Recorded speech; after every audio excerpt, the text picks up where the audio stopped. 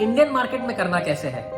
जिसे ज्यादा कुछ समझता नहीं है मार्केट्स के बारे में, वो एग्जैक्टली उसे करना क्या है। अरे यार, शेयर बाजार बेकार है। जो टिप्स पे खेलते हैं ना कभी उनका पैसा डूबता ही है। रिस्क को पकड़ के रिटर्न भी देखना है। ऑल वेदर क्यों कहते हैं? क्योंकि हर वेदर में टिक सकता है। 2-3 महीने पहले जब मार्केट गिरा, ये पॉजिटिव में था। Welcome to wealth mindset series episode 5।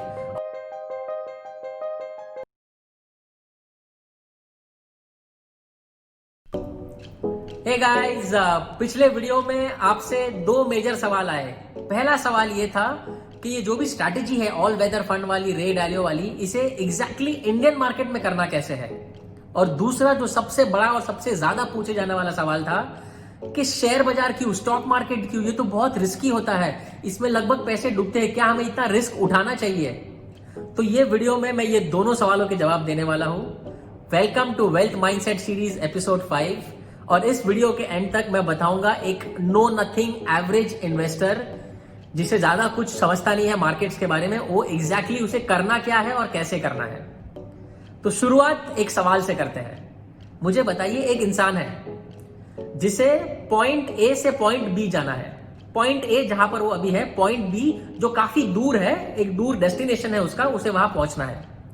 अब उसके पास जो है ना, एक बहुत जबरदस्त गाड़ी है, बड़ी गाड़ी है और बहुत तेज दौड़ने वाली गाड़ी है। उस गाड़ी में भरने के लिए उसके पास फ्यूल भी है, पेट्रोल भी है। अब ये होते हुए भी वो इंसान जो है वो बैलगाड़ी में जा रहा है, या पैदल चल रहा है, या साइकिल चला रहा है।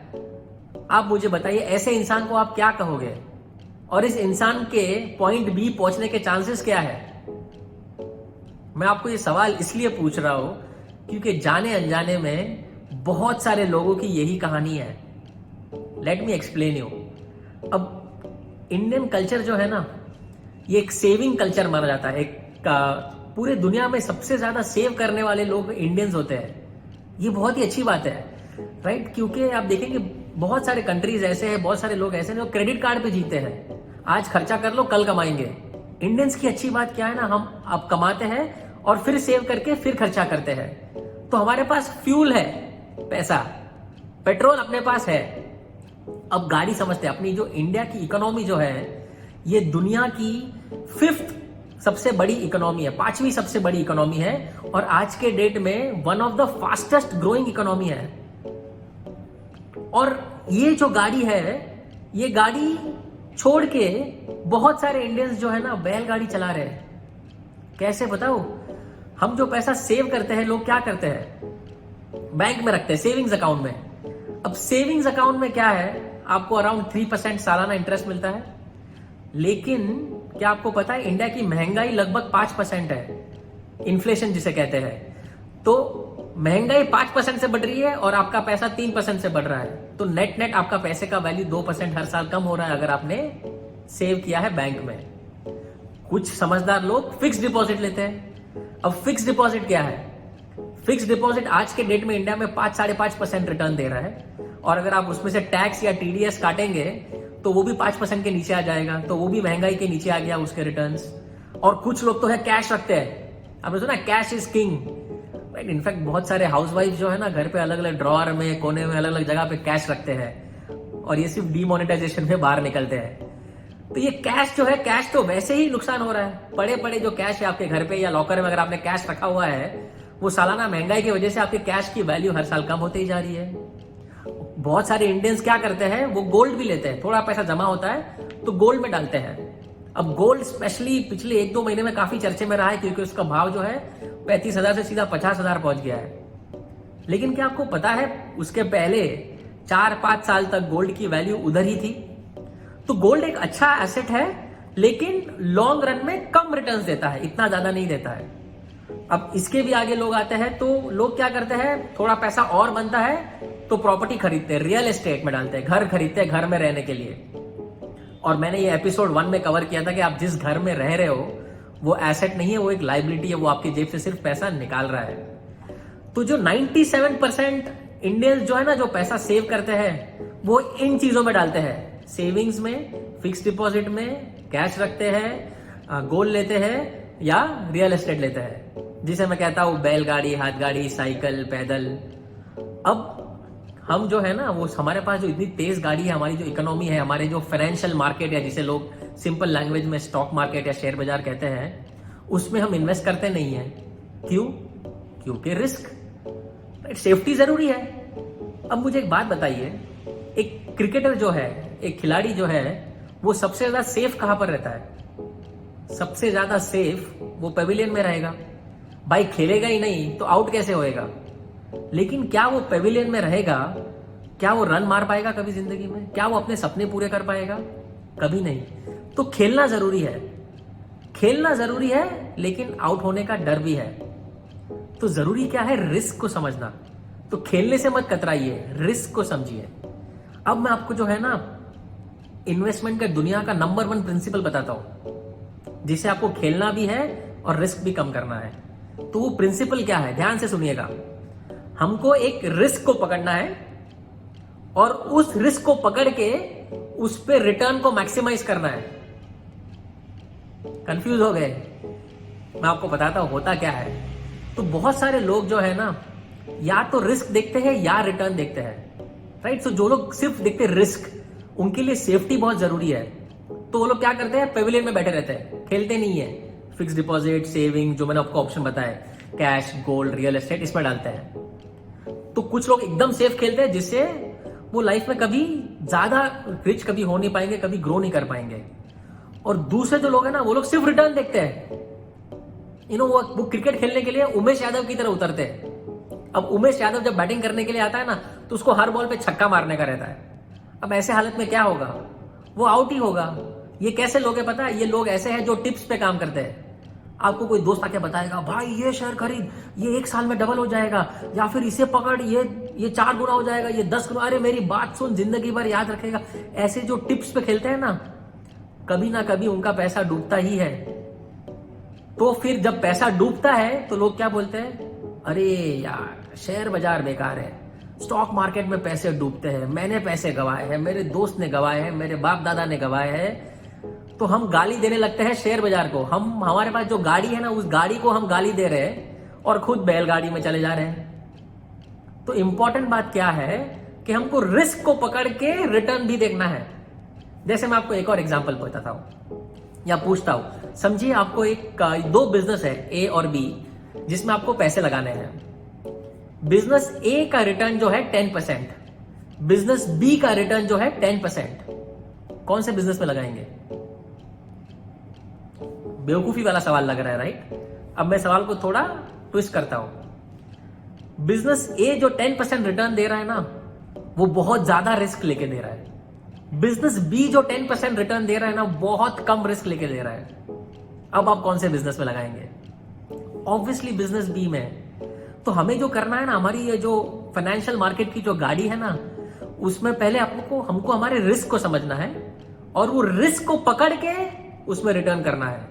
तो हमको जो है ना एक राहुल द्रविड़ ढूंढना है, जो मैंने आपको पिछले वीडियो में बताया था कि जो इन्वेस्टमेंट की दुनिया का जो सबसे बड़ा राहुल द्रविड़ है, जो सबसे सेफ खेल के सबसे ज्यादा रिटर्न, सबसे ज्यादा तो नहीं बट काफी अच्छे रिटर्न्स बना रहा है। अब ये जो स्ट्रैटेजी है ना, ये आज के डेट में बहुत आसानी से अवेलेबल है।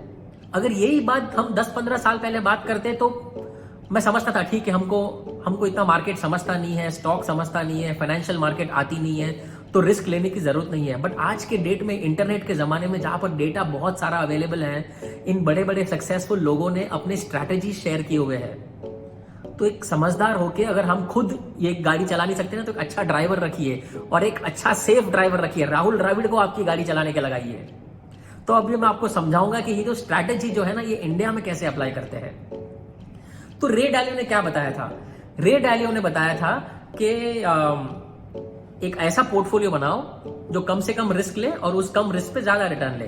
तो वो पोर्टफोलियो में उसने क्या किया था? 30% जो है उसने स्टॉक्स में डाले थे, इक्विटीज में डाले थे, राइट? अगर आपको याद है ये दूसरा जो है 40% उसने लॉन्ग टर्म गवर्नमेंट बॉन्ड्स में डाले थे, 15% जो है उसने शॉर्ट टर्म बॉन्ड्स में डाले थे, 7.5% गोल्ड में डाले थे और 7.5% कमोडिटीज, बाकी कमोडिटीज जैसे ऑयल हो गया, कॉपर हो गया, बाकी बहुत सारे अलग अलग कमोडिटीज में डाले, एनर्जी में। अब ये थोड़ा फिर भी इसको मैं और सिंप्लीफाई करता हूं। इंडियन मार्केट के हिसाब से एकदम सिंपल आपको, क्योंकि अभी मैं जो बात कर रहा हूं ना, ये वो 97% लोग हैं जो ज्यादा समझते नहीं है फाइनेंशियल मार्केट के बारे में और जो कम से कम रिस्क लेना चाहते हैं लेकिन फिर भी अच्छा रिटर्न चाहिए। तो मैं उन लोगों से बात कर रहा हूं। तो उनको क्या करना चाहिए, उनको ये जो रे डैलियो की स्ट्रैटेजी है सिंपल करके 3 पार्ट में डिवाइड करता हूं। पहला, आपको 30% इक्विटीज या स्टॉक्स लेना है। दूसरा 55% हम बॉन्ड्स लेंगे और 15% जो लास्ट का है वो गोल्ड लेंगे। तो ये 3 चीज में डालेंगे। अब ये करना कैसे है वो मैं आपको बताता हूं। तो सबसे पहले गोल्ड। तो आपका जो भी महीना का आपको इन्वेस्ट करना है उसमें से 15% पैसा गोल्ड में जाना है। अब गोल्ड खरीदने के बहुत सारे तरीके हैं, 3 जो मेजर तरीके हैं। एक, लोग फिजिकल गोल्ड खरीदते हैं। फिजिकल गोल्ड मैं रेकमेंड नहीं करूंगा, क्योंकि इसमें पहली बात, गोल्ड घर पे रखना, आपके दिमाग में वो डर बना रहेगा, वो रिस्क रहेगा उसको सेफ रखना। दूसरी बात, आप गोल्ड खरीद रहे हो, क्या वो 100% प्योर है नहीं है वो तो बेचने वाले को ही पता है या फिर आपको पता है, तो वो एक रिस्क रहता है। तो उससे अच्छा क्या ऑप्शन है ना, उससे अच्छा ऑप्शन ये है कि आप ETF खरीद सकते हो या सॉवरेन बॉन्ड्स खरीद सकते हो। ETF क्या है? ETF जिसे एक्सचेंज ट्रेडेड फंड कहते हैं। एक सिंपल लैंग्वेज में अगर मैं आपको एक्सप्लेन करूं तो आप एक बैंक को बोल रहे हो कि भाई ये ले पैसा, मेरी तरफ से तू गोल्ड खरीद, तू बैंक में संभाल के रख ले, मुझे उसका एक बॉन्ड या कुछ लिखित में दे दे, तो उसका ओनर मैं हूं, आप छोटी सी फीस ले लो उसके लिए। तो उसको हम ETF बोलते हैं, एक्सचेंज ट्रेडेड फंड। तो वो आपके लिए सेफ होगा क्योंकि आपके पास सिर्फ पेपर है। दूसरा जो ऑप्शन है वो है सॉवरेन। तीसरा जो ऑप्शन है सॉवरेन बॉन्ड्स, जो रिजर्व बैंक ऑफ इंडिया ने सॉवरेन बॉन्ड्स दिए हैं। इसके एडवांटेज क्या है? इसके एडवांटेज ये है कि सॉवरेन बॉन्ड्स जो है उसमें आपको टैक्स फ्री रिटर्न मिलता है।